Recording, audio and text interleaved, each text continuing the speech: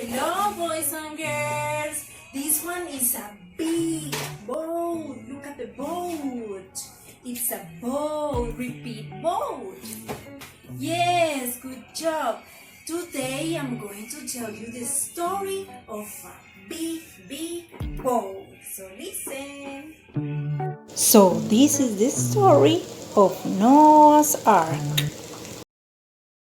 One day God said to Noah, Noah, you have to build a big boat. So Noah did.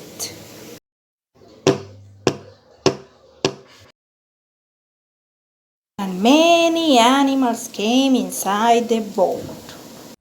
2 crocodiles, 2 tigers, 2 penguins, and 2 giraffes, 2 elephants, 2 flamingos, and many more. As God had said, it started to rain. So it rained and rained for many days. One day it stopped raining. There was no more rain. So the animals came out from the big boat and they were free forever.